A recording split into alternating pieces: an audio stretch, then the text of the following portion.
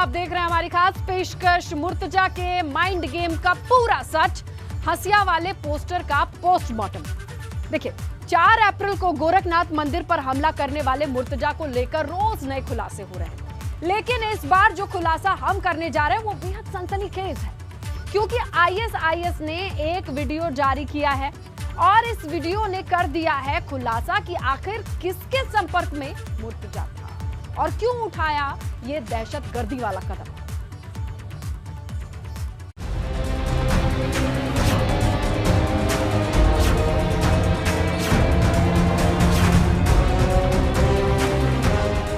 मुर्तजा ने खोल दिया पूरा प्लान। तो उनको एक खुरपी, हमने पूछा खुरपी के लिए बताया अंदर कोई पटरी में दुकान, वो मैंने लिया और एक और बड़ा वाला जैसे किए थे वो लिए। एक तस्वीर से खुलने लगी आकाओं की नाव। उसको मैं दिमाग में जो जस्टिफिकेशन, उसके मतलब कोई काम करने से पहले आदमी जस्टिफिकेशन भी तो बनाता है, उसको मैं जस्टिफिकेशन दे रहा था कि मुसलमान का जुल्म हो रहा है। आईएसआईएस से मुर्तजा का हसिया कनेक्शन। गोरखपुर मंदिर पर आतंकनामा।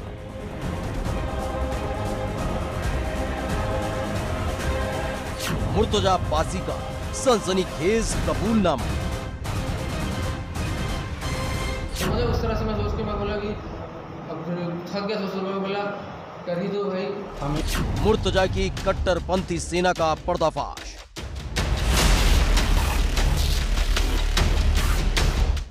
मुर्तजा के मोबाइल ने उगले एक राज।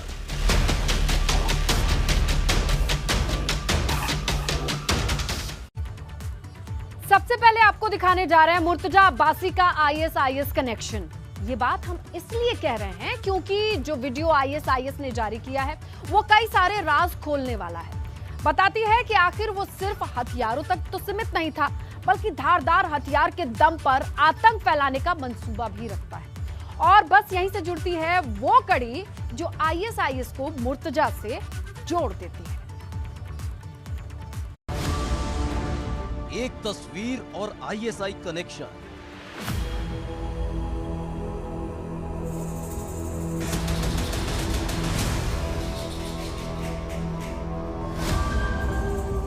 आईएसआई का हसिया वाला विलेन।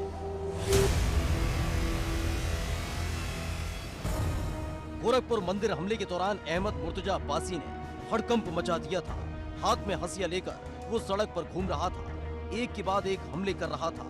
अब इसी हसिया से आईएसआई कनेक्शन निकलकर सामने आया है।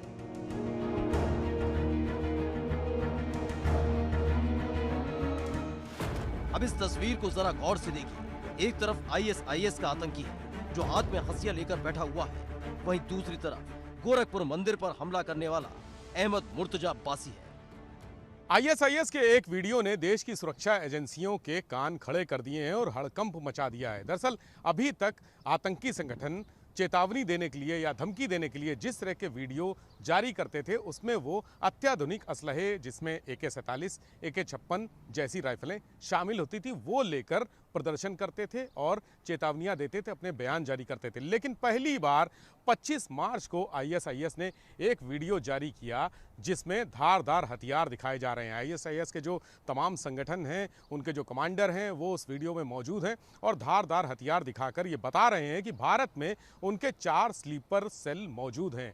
देश की सुरक्षा एजेंसियों के लिए बहुत चिंता की बात है और ये माना जा रहा है कि मुर्तजा भी उन्हीं स्लीपर सेल में से एक हो सकता है। अब सुरक्षा एजेंसियां ये पता लगाने की कोशिश कर रही हैं क्या मुर्तजा वाकई में आईएसआईएस का स्लीपर सेल है, और अगर मुर्तजा है तो 3 और लोग कौन हैं जो आईएसआईएस के लिए देश में काम कर रहे हैं। इसके अलावा जो देश भर का जो नेटवर्क है, आईएसआईएस का हो चाहे अन्य आतंकी संगठनों का हो, उसके लिए एनआईए की भी मदद ली जा रही है, आईबी से भी मदद ली जा रही है। पैन इंडिया पूरा नेटवर्क आतंकी संगठनों के स्लीपर सेल का खंगाला जा रहा है। दरअसल 4 अप्रैल को गोरखपुर मंदिर पर मुर्तजा ने हमला किया था, लेकिन उससे पहले 25 मार्च को आईएसआईएस की तरफ से ये वीडियो जारी की गई थी। 25 मार्च को आईएसआईएस ने जारी की वीडियो में हथियारों के साथ नजर आ रहे आतंकी। एक आतंकी ने हाथ में ले रखा है हसिया। इस वीडियो को देखने के बाद मुर्तजा ने किया हमला। हसिया लेकर गोरखनाथ मंदिर पर किया हमला। आईएसआईएस की जिन तस्वीरों को देख रहे हैं, ये उसी वीडियो का हिस्सा है जिसमें आईएसआईएस ने भारत में 4 स्लीपर सेल एक्टिव होने का दावा किया। मुर्तजा की कट्टरपंथी फौज। एक तरफ आईएसआईएस के साथ मुर्तजा के संबंधों पर मुहर लगती नजर आ रही है, तो वहीं दूसरी तरफ एक और खुलासा हुआ है कि कट्टरपंथी वीडियो और किताबों को पढ़ने का शौकीन मुर्तजा बकायदा लोगों को खुद से जोड़ रहा था और उसके लिए वो व्हाट्सएप का इस्तेमाल कर रहा था। व्हाट्सएप के जरिए पढ़ा रहा कट्टरपंथी विचारधारा। कट्टरपंथियों का एक व्हाट्सएप ग्रुप बनाया। देश के कई हिस्सों समेत नेपाल के लोग उस ग्रुप से जुड़े। मुर्तजा की कट्टरपंथी ग्रुप से 200 से ज्यादा सदस्य जुड़े। मुर्तजा और 3 लोग ग्रुप के एडमिन थे। मुर्तजा के इस ग्रुप की जानकारी मिलते ही एटीएस ने धरपकड़ शुरू कर दी और ग्रुप से जुड़े लोगों को हिरासत में लेने का काम कर रही है। कानपुर, नोएडा, संभल, शामली में छापेमारी की गई। अलग अलग जिलों से भी कुछ युवक उठाए गए हैं। ग्रुप से जुड़े 15 सदस्यों की डिटेल खंगाल रही है एटीएस। मोबाइल फोन, लैपटॉप और बैंक डिटेल की भी जांच जारी है। मुर्तजा रेडिकलाइज हो चुका था और यही काम अब उसने व्हाट्सएप के जरिए शुरू कर दिया था। एटीएस की जांच में सामने आया है कि मुर्तजा एक व्हाट्सएप ग्रुप चलाता था जिसमें 200 से ज़्यादा लोग जुड़े हुए थे। मुर्तजा खुद उसका एडमिन था। इसके अलावा 3 और लोग भी एडमिन थे। एटीएस ने जब मुर्तजा से पूछताछ की तो उसने व्हाट्सएप ग्रुप पर कट्टरपंथी विचारधारा से प्रेरित संदेश और मैसेजेस भेजने की बात कबूल की। उसने ये कबूल किया कि वो दूसरों को रेडिकलाइज करने का काम कर रहा था। एटीएस ने कल सुबह से लेकर आज दोपहर तक शामली, संभल, नोएडा, कानपुर, दिल्ली समेत तमाम जगहों पर छापे मारकर 15 से ज़्यादा लोगों को हिरासत में लिया है और ये लोग बताए जा रहे हैं कि उसी व्हाट्सएप ग्रुप से जुड़े हुए थे। इन लोगों के मोबाइल फ़ोन की कॉल डिटेल खंगाली जा रही है। इन लोगों के बैंक अकाउंट्स खंगाले जा रहे हैं। तमाम जो सोशल मीडिया अकाउंट्स हैं वो भी देखे जा रहे हैं। कंप्यूटर और लैपटॉप की भी छानबीन की जा रही है। फिलहाल पुलिस कड़ी से कड़ी जोड़ रही है और मुर्तजा की एक एक डिटेल को खंगाल रही है कि कहीं गोरखनाथ मंदिर पर हमले के पीछे किस आतंकी संगठन का हाथ है। यही नहीं, जिन लोगों से लगातार कनेक्ट रहा मुर्तजा, उनको भी हिरासत में लेने के लिए छापेमार कार्रवाई कर रही है, जिससे पूरा का पूरा नेक्सस जल्द से जल्द तोड़ा जा सके। Bureau report, ABP Ganga.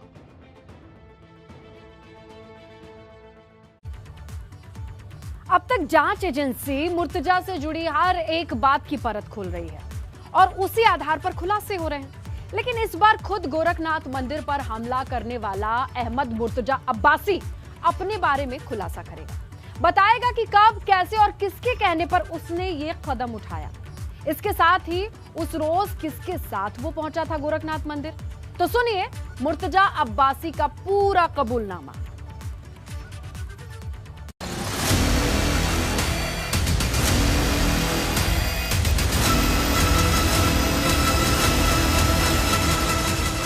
Murtaza Abbasi का सनसनीखेज कबूलनामा। हमारे साथ जो गलत हुआ वो तो ड्राइविंग फैक्टर है, उसको मैं हमले की पूरी थ्योरी आई सामने। दिमाग में जो जस्टिफिकेशन, उसके मतलब कोई काम करने से पहले आदमी जस्टिफिकेशन भी बनाता। गोरखनाथ मंदिर पर हमले के बाद हड़कंप मच गया जब हाथ में धारदार हथियार लेकर एक शख्स लगातार हमले कर रहा था। जो सामने आया उसको छलनी करता चला गया, लेकिन काफी देर तक इस हंगामे के बाद अहमद मुर्तजा अब्बासी को गिरफ्तार कर लिया गया।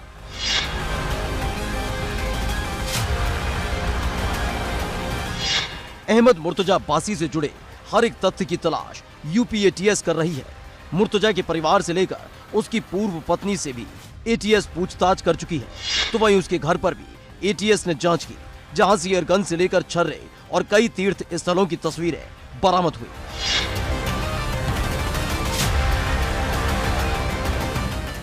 मुर्तजा से जुड़े हर एक तथ्य को अब तक आप तक पहुंचाते रहे हैं, लेकिन आज खुद मुर्तजा अब्बासी एक एक राज का पर्दाफाश करने जा रहा है। वो खुद बताएगा कि आखिर उसने क्यों और किसके कहने पर गोरखनाथ मंदिर पर हमला किया, उसका मकसद क्या था, हमले के दौरान उसके साथ कौन था और हमले के बाद कहां फरार होने की फिराक में था। कहां से इकट्ठा किया हथियार। सबसे बड़ा सवाल यह था कि आखिर एक एक कर मुर्तजा धारदार हथियार इकट्ठा करता चला गया और बड़े आराम से गोरखनाथ मंदिर तक कैसे पहुंचा, क्योंकि उसके पास से 3 धारदार हथियार बरामद हुए हैं।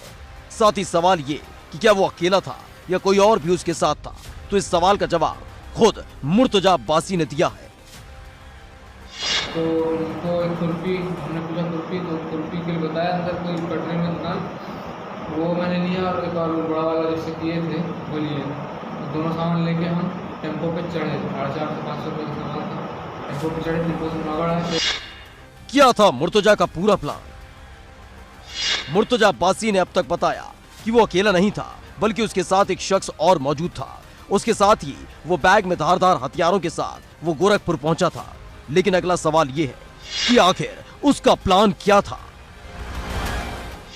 रॉड से जो है उसने कहा कि हम आपको रिजर्व में गोरखपुर पहुंचा देंगे। तो हमने कहा भाई ठीक है, गोरखनाथ में तो रुकवा देना, तो वहीं पुलिस है, उसी पे हम कुछ अपना कर देंगे, फिर हम भी चले जाएंगे, काम हो जाएगा। कौन था हमले का मास्टरमाइंड?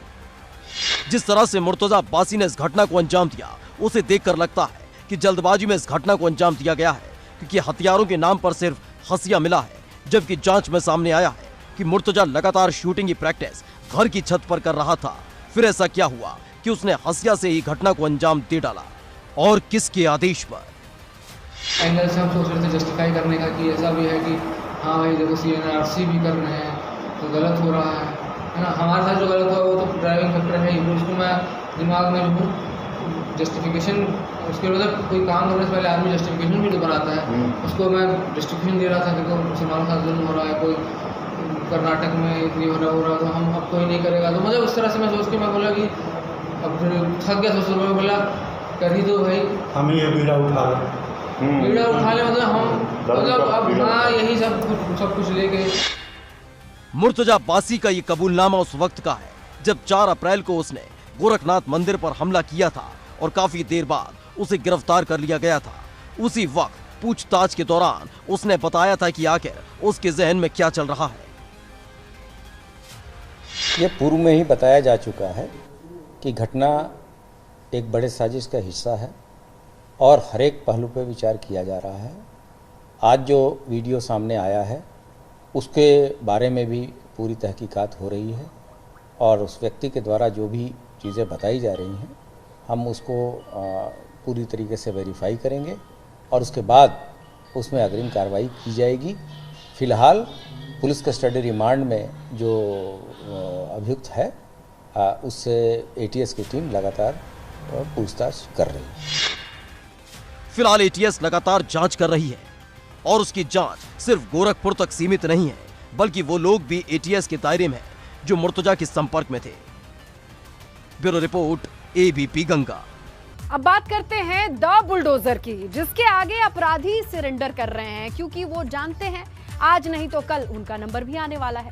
दरअसल योगी आदित्यनाथ ने जैसे ही मुख्यमंत्री पद की शपथ ली, उसके बाद फिर से यूपी के अलग अलग जिलों में बुलडोजर चल रहा है, जिसकी जद में सिर्फ माफिया ही नहीं बल्कि वो सफेद पोश भी आने लगे हैं जो माफिया का साथ देते थे या उनके साथ मिलकर अवैध निर्माण कर चुके थे। और कार्रवाई इस हंटर के चलने की शुरुआत होने वाली है लखनऊ से। करो सरेंडर, आया बुलडोजर।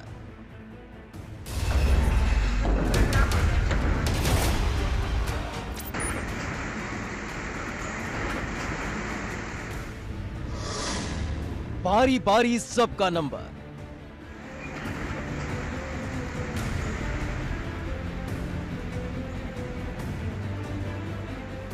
अब तक बुलडोजर का पंजा माफिया के खिलाफ चलता था, बाहुबलियों की हेकड़ी को निकाल देता था, लेकिन अब बुलडोजर का रुख उन सफेद पोशों की तरफ भी हो गया है जो पद के नाम पर मलाई काटते रहे और अवैध निर्माण कराते रहे।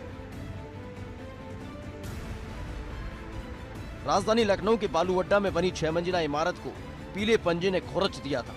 बसपा नेता की इमारत को जमींदोज कर दिया था, जिसके बाद अब एक नया फरमान आया है जिसने बड़े बड़े अधिकारियों के होश उड़ा दिए। अब सिर्फ अवैध निर्माण पर बुलडोजर ही नहीं चलेगा, बल्कि उस निर्माण को संरक्षण देने वाले लापरवाह और जिम्मेदार अभियंताओं पर भी गाज गिरेगी। एलडीए ने इसे लेकर अपना रुख साफ कर दिया है और इसकी शुरुआत हुई है जोन 6 के अभियंताओं की सूची तलब करने के साथ में। हाल ही में जोन 6 में यजदान बिल्डर्स के अवैध निर्माण को एलडीए ने ढहाया था और उसके बाद में अब एलडीए के सचिव ने उस जोन में जून 2016 से लेकर अब तक तैनात रहे अभियंताओं की सूची तलब की है। ये भी जानकारी मांगी है कि कौन सा अभियंता वहां पर किस तिथि से किस तिथि तक नियुक्त रहा। यानी मंशा साफ है कि कहीं ना कहीं अब जिन लोगों ने इस तरह के अवैध निर्माण को बढ़ावा दिया है उनके ऊपर भी कार्रवाई की जाएगी।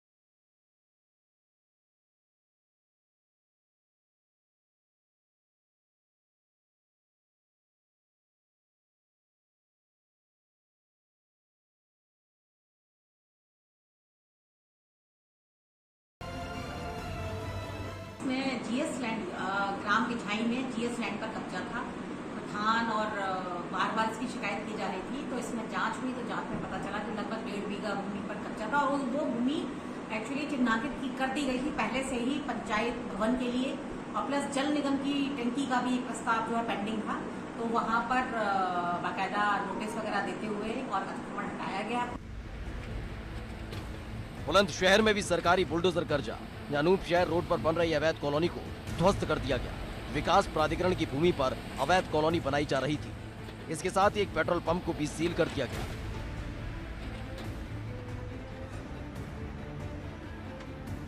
गोंडा में भी प्रशासन ने तालाब की जमीनों पर कब्जा करने वालों की रात की नींद उड़ा दी, जब अवैध निर्माण करने वालों का सारा बोरिया बिस्तर बांध दिया गया। इसकी शिकायत लंबे वक्त से मिल रही थी।